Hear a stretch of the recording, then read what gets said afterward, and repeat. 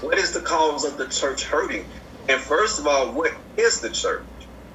Because we always think about the building. Thank you.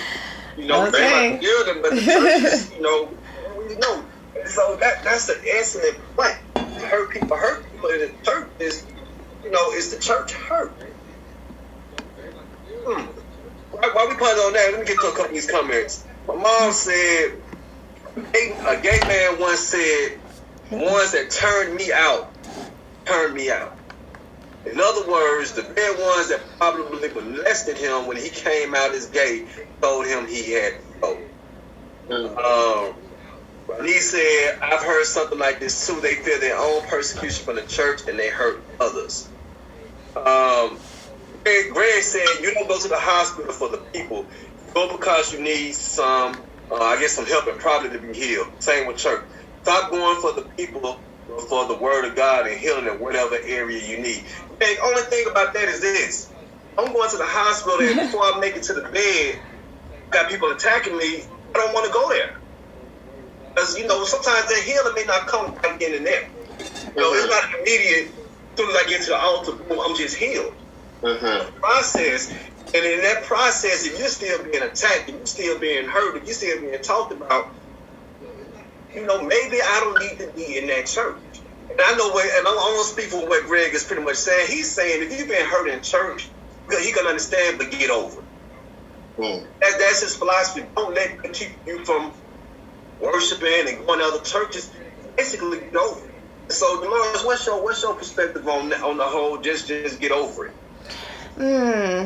See, I'm not good with that. You know, that just don't sit well with me.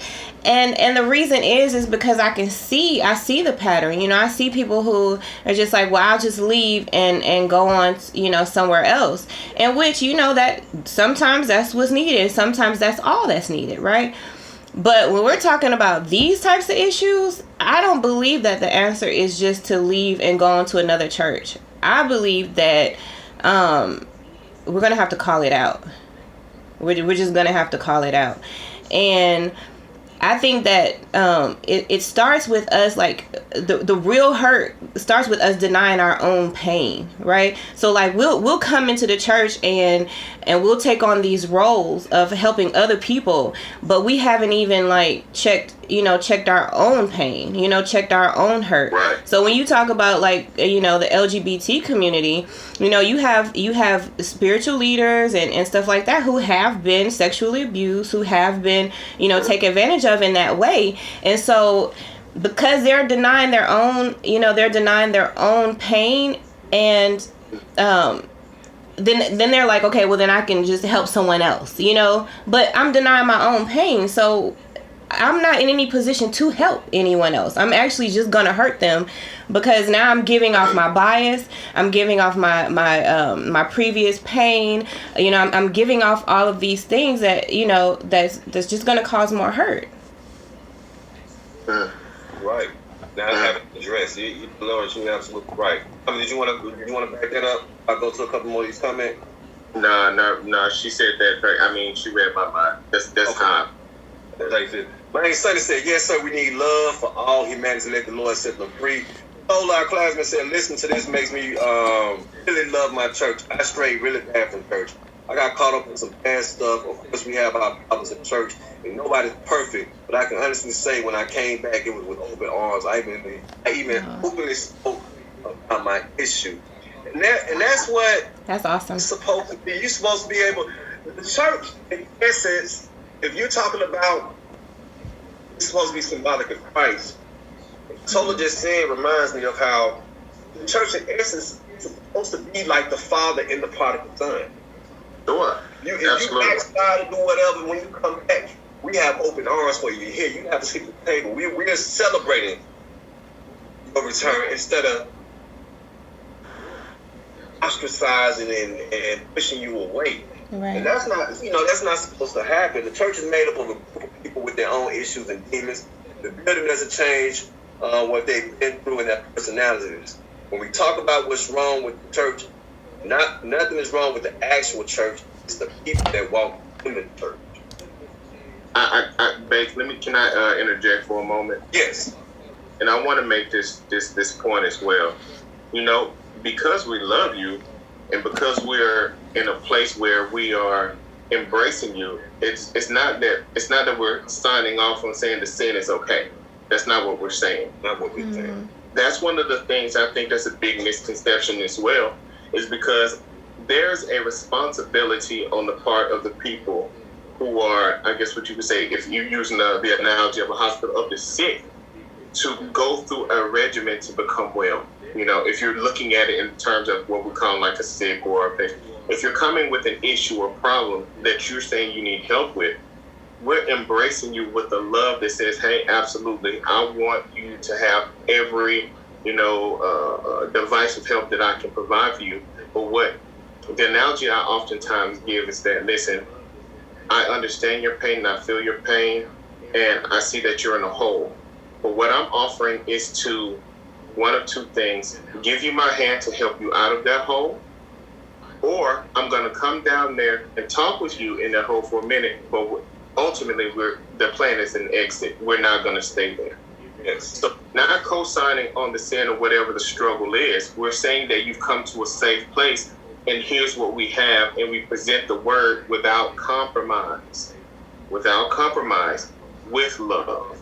Right. If you do that with love, I think more people would understand that, hey, I'm not coming here for acceptance. I'm coming here because we love the acceptance. We don't necessarily love the change, the process of change that entails because of that. That's great. That's great. Before we get to these possible solutions, I want to allow Dolores to speak right quick. Let me get to another comment.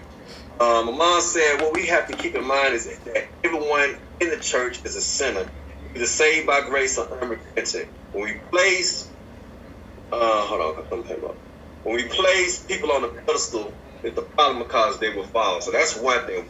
People on the pedestal. Yes. Man said, at some point you can allow it to affect your present and future. You can't get to heaven, and when the Father asks why you didn't do such and such, your excuse is church hurt. Someone hurt me in church and I stopped going, which stunted my growth. Those were thrown away by his brothers, but God still expected him to do his will. What's your thoughts on that? Because me and Greg, always, when it comes to this, we have different opinions. We go back and forth all day about it. That's my thought. So I feel before I say, what I have to say.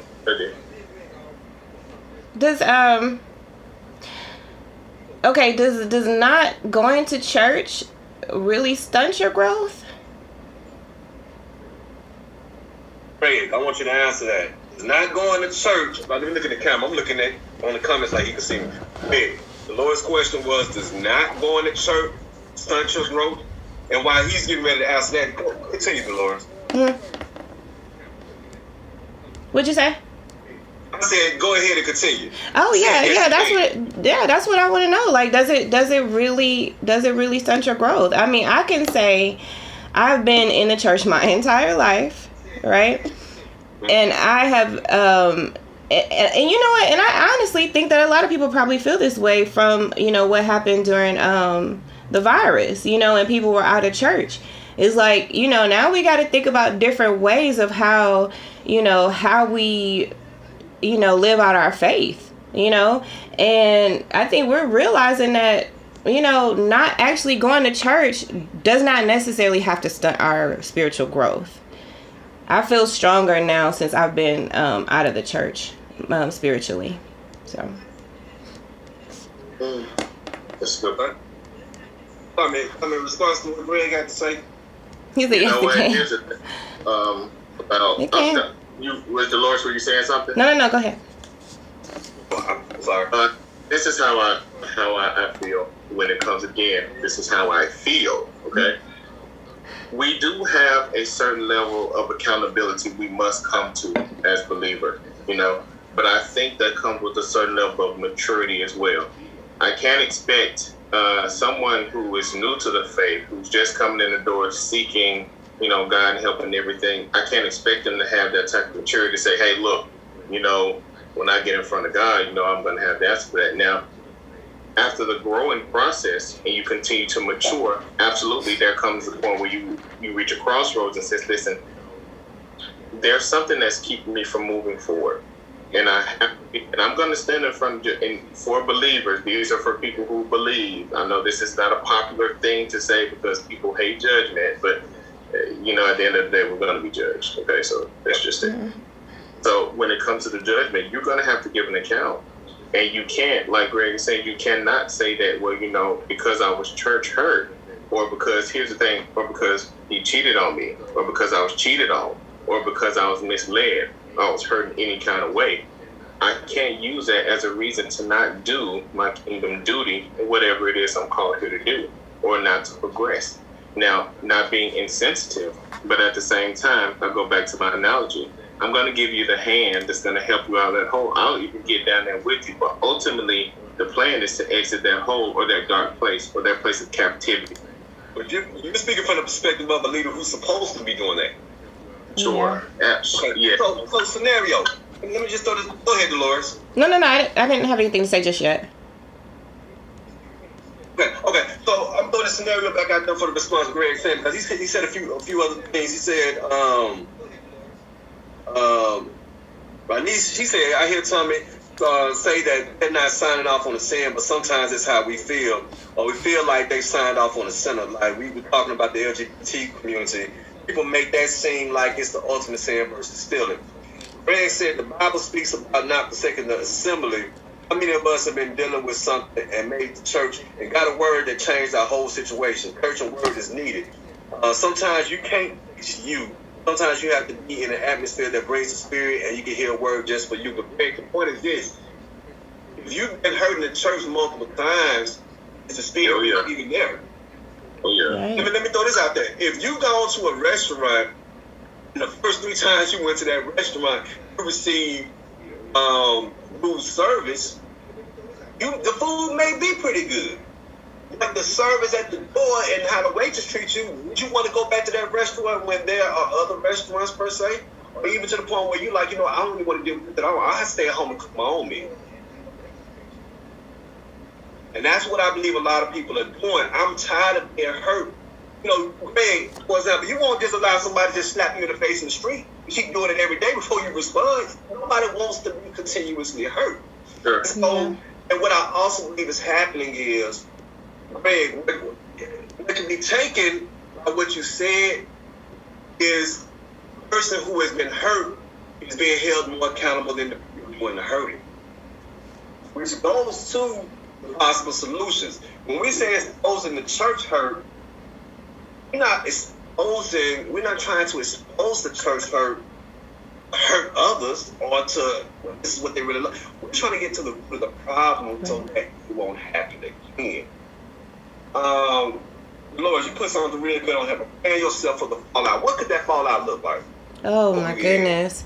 Okay, so I come from a background of pastors and gospel artists. I know you guys, if you saw my video, Deidre Haddon is my first cousin. And so, and that's all my father's side of the family. And so and my father is a pastor.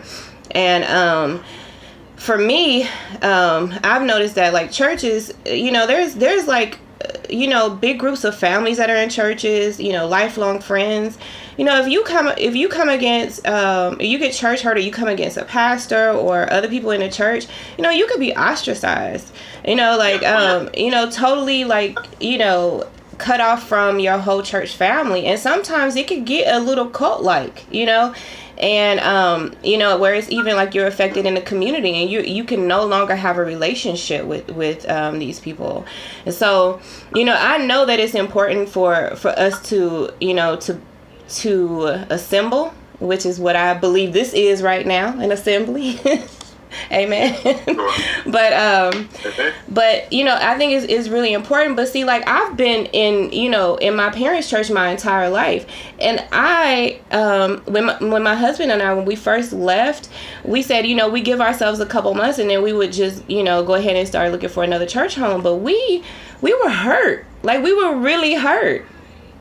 And you wouldn't even think that, the pastor's child would be church hurt, but we were really hurt, and we knew that there was no way we could just, go into another church and it, be, have our spirit open to, to a new experience and all of that, because we would come in with all of this hurt that we experienced, and we weren't ready to, to assemble again, if you will.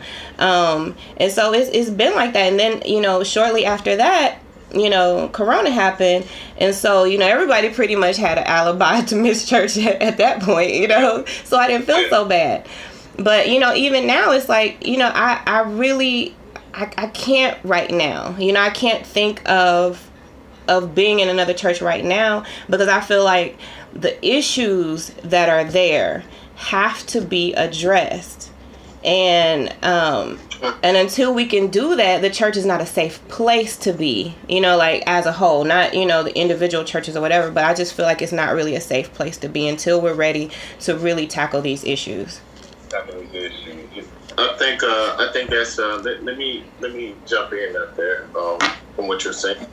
And it's like, that's sobering, and it's hurtful at the same time to hear the Lord say that the church is not a safe place to be. To me, I mean, that's like the ultimate wake up call.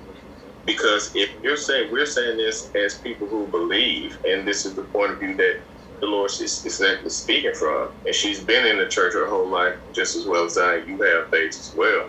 But that's scary. It kind of segues into this point, and I know we have to continue on. I just want to say this part. We have to clearly define the function of the church, or we're going to continue to have these roadblocks and setbacks. If directions aren't clearly defined, if we don't really have a real understanding of what we're doing or what our purpose is in doing it, we're going to continue to have these gray areas. Certain things do have to be in black and white and cannot be compromised. We can't account for everybody's emotions about how they felt about certain things. Now, do we take them into account? Absolutely. Are we sensitive to them? Absolutely. But because we're sensitive to them doesn't mean that we have to, again, deviate from what the word is saying and what's necessary for change. We want the acceptance, but this is also a controversial topic that people don't necessarily like to touch, but I'm going to say it. I want the blessings, but I don't want the change that's required. And when we do that, there's change that's required. That's all of us. See, the thing about it is, the Bible says there's no one sin that's greater than the other, sure. But we as men magnify one over the other. Even in the Old Testament, it says you shouldn't eat shellfish. So we all messed up, but I know we eat some shrimp. So here's the thing, man. Besides the fact of coming, opening doors and receiving people in love, we decrease the hurt when we start operating in the church the way Christ designed it to do that. And that's a whole nother topic for a whole nother time. Yeah. But we're talking about the church hurt. We don't want to leave this all these symptoms with no rational solution. So I'll say this, and that'll be my little spiel on this part. Excuse me. Looking at what we're supposed to be, we're a place to receive people, to introduce them into a relationship with God by preaching and teaching the gospel of Christ Jesus himself. So looking at that as the whole format of what we should be doing, we should be following the statutes that he set and looking at the example. You look at the woman at the well. She said, hey, come hear about a man who told me all the sins that I created, or all the wrong that I had done, everything that I had done, right? When they were going to stone her, he stopped them. And he said, listen, I know what you've done. You had, I think 4 or 5 husbands, and this one ain't Jordan either. Mm-hmm. So he called out the sin that she was in. So the thing about it is, he didn't compromise and say, listen, I understand where you're coming from. So, he said, no. He said, go and sin no more. So there is a requirement that we come to where sin has to come to an end. I understand even how you got here, but let me show you a solution on how to transition out of that lifestyle or whatever it is. And I know we talked about LGBTQ, and I'm probably going to get some heat about transferring out the lifestyle, but let's just be real. We're not just talking about LGBTQ. If you're in an adulterous relationship, I'm talking about you too. I'm talking about me and the things that I've gone through. We're improving on this every day. But I just wanted to say that. Okay. Just right quick, a response Greg said, he said, I think that's a dangerous narrative. Not all churches are like that. Saying church isn't a safe place is like saying all black people are killers because OJ is.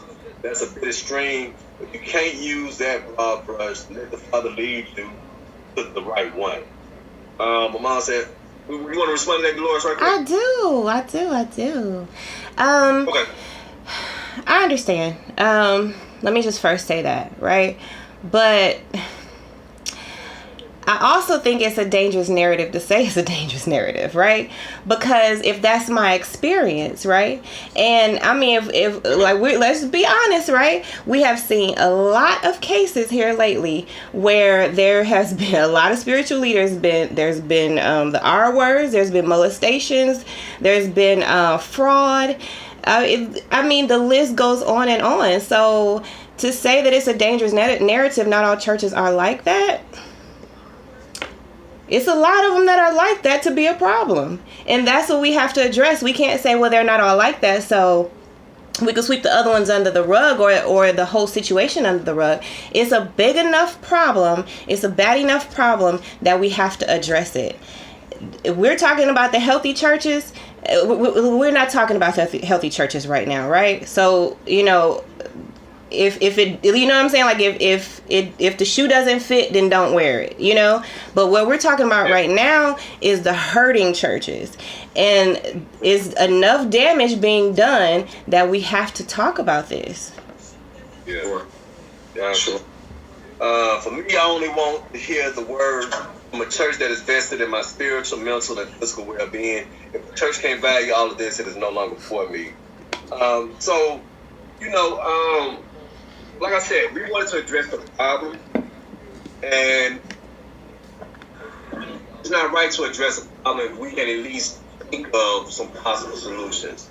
And so before we end it, let's end it on, you can think of one thing at least that we could figure out how to, and I believe, Tommy, you kind of touched on it anyway. But Dolores, one thing we could do to actually solve this problem of church hurt, whether it's from the leadership perspective or from the perspective.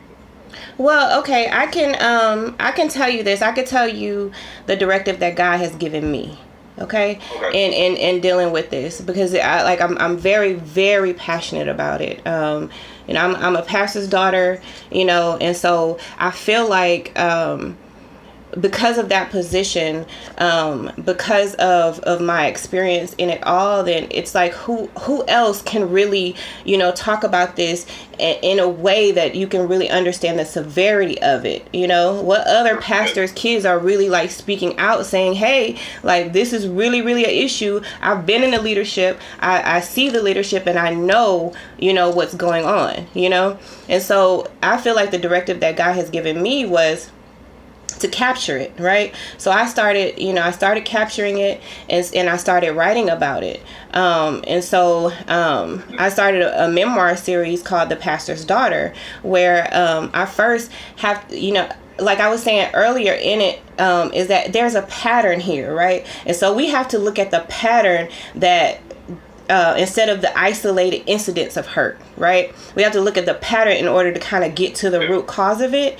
And so I believe that God has given me that directive, along with the mental health piece that I also bring to the table, of like just really exposing this and using my family and my experience as like a case study, so to speak. You don't really see it, you're not really able to just call it out, like you can say it, but until you see it, you don't really grasp the severity of it.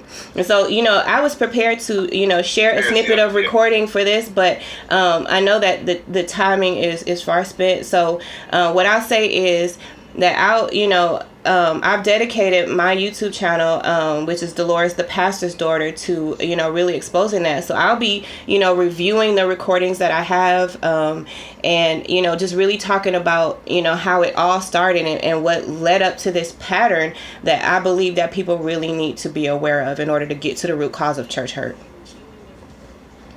And I want to to say this as a response to the videos that you have. I believe that this topic right here cannot end today. You know, Absolutely. so there's going to have to be a part 2, maybe a part 3, a part 4. So you would have the opportunity to do that. Because Teresa said, firstly, we should stop using prayer as an avoidance tactic to handle social justice issues. Yes. And that's another topic for another day, but I'm going to address that right now. That's loaded. People use prayer as a way of kind of passing it out. Well, let's pray that God's going to work it out. And we just leave it like that. Prayer's left in the air because, one, I don't know if you really wanted that prayer to get to God in the first place. That, like I said, that's like you said, that's a loaded topic for another topic. We would definitely get to that. But I just want to close, when you talk about possible solutions,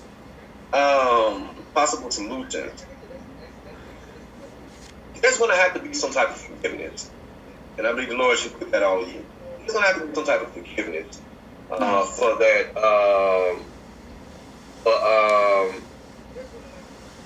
the healing to come play. Because if you're hurt, you're exposing the hurt, you should be looking for the healing to begin. And I believe forgiveness is one of those things that's where it starts with forgiveness. But like I said, dealing with this is so sensitive because, one, I believe we're people on the pedestal. So when they say goes, and it's hard to go against people that we put on the pedestal. Right. It's hard to go against the majority. It's hard to go against, you're the only one saying this about him or whoever, and everyone is teaming up against you. And so I just believe that this is really going to be an ongoing topic. Like I said, when I put it in the disclaimer earlier, we're not here to attack the church. Right. We're here to address a very serious topic and in hopes of finding some type of healing and solution for it. And so, Tommy Dolores, I want to thank you both. Very insightful, very knowledgeable words that you have both given. You gave both personal experiences, and I know a lot of people who have listened on, their thoughts, their comments, and just through listening have learned a lot. So on that note, we're going to end this session. We're going to come back soon. We're going to have to do a part 2, maybe a part 3, because this is something that you just can't touch on one time, and then leave it at that. And so for everyone out there, thank you all. You all can stay on for a few minutes. Okay. Thank you all for listening to the Uncomfort Zone. This is Jonathan Bates, and we will see you all soon. Take care, y'all. Hey. All right. So just thank y'all so much. Hey, good job. That was dope. Lord did awesome. Good Thank job. you. Thank you so much. Very good job, Laura. Thank you so much. Yes, this is our first time officially meeting. Yeah, it is. You know what? Lawrence, I didn't know you was doing all this, man. Oh my goodness. Did you see it? I hadn't seen it. Yeah. I'm gonna go check it out. Yeah, you gotta see it. Yeah. Like y'all, it's wild. It's really wild. So like I was saying, I didn't know, Jonathan, if you were with it, I should have, I could have checked in with you before, but I was just like, we'll just play it by ear. But yeah, I was, if need be, I was prepared to, share a snippet of a recording, but this is a real serious thing. I've seen the post. I was looking before I even reached out to you. I was watching the post. I'm like, oh wow, like this is serious. And then when you see the video, that was like your very first one that you were doing. Yeah. You just kind of giving like a trailer per se of what was to come. But I haven't seen anything else. But I have to go on your page also. Yeah, I hadn't posted anything else yet. Okay, so that was okay. Gotcha. Yeah, So I was trying to give that a little time to let that marinate, and then I started getting sick. So, but being sick is really just part of my life. So I just had to push through. So, it is what it is. I didn't even know that because even when we was at Family Links, I didn't know too. Oh yeah, I was struggling. I was struggling then. Yeah, I was struggling then. Yep.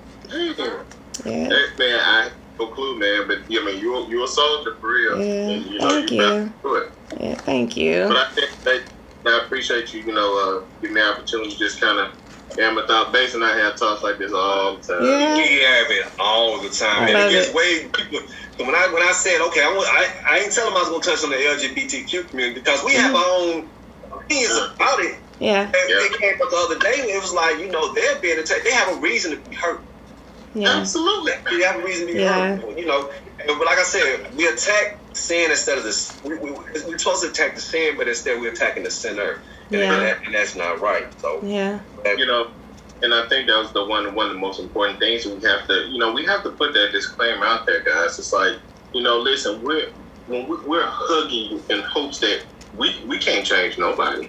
We let God do His work. We introduce them to the gospel, into their relationship. If they don't have one, we give them support, but we always point back to the word.